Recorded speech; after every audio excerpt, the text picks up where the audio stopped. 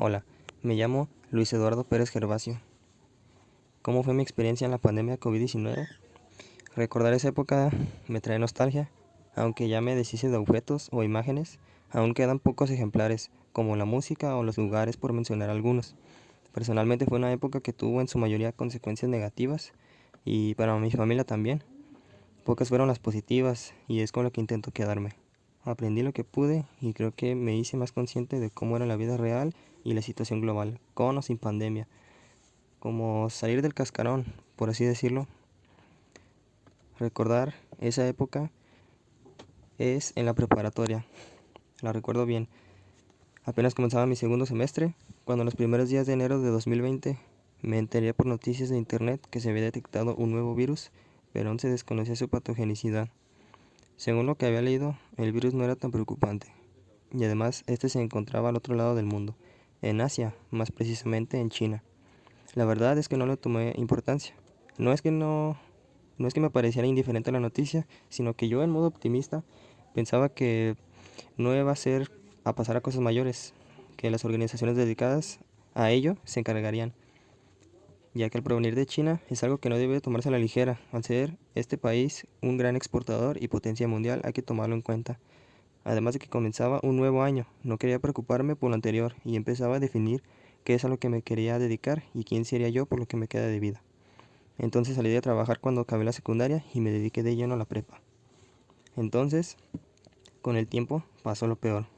En febrero de ese mismo año, poco a poco comenzaba a propagarse por el mundo saliendo en noticieros, hasta que en marzo llegó a México y no tardó mucho en arribar a Guadalajara, Jalisco y todos los demás estados. En ese mismo mes fue cuando comenzaron las famosísimas clases en línea, cerrando todas las escuelas, preescolares, primarias, secundarias, etc. Y no solo lo académico, sino también la mayoría de negocios y empresas, sino es que absolutamente todo. Hay aspectos fundamentales en los cuales influyó la pandemia.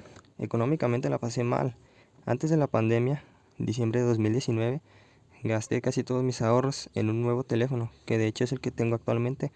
Salí de trabajar, entonces mi madre estaba delicada de salud, justo cuando empezó la pandemia, y para rematar solo mi padre nos sostenía.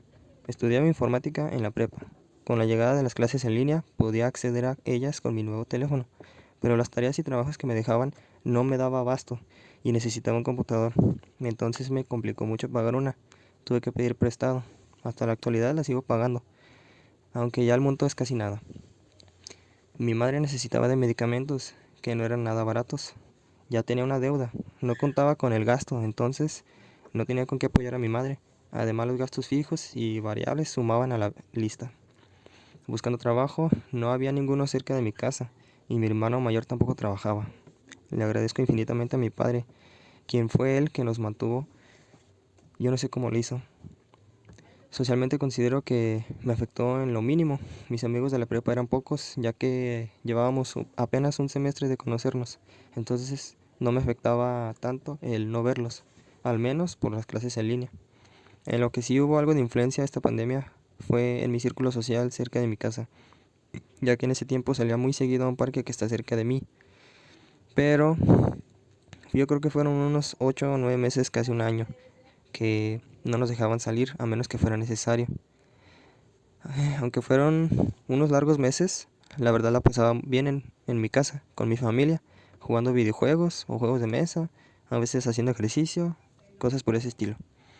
En cuanto a mi salud, afortunadamente hasta la fecha no me he contagiado de COVID-19, me cuido para no enfermar seguido, más vale prevenir que lamentar.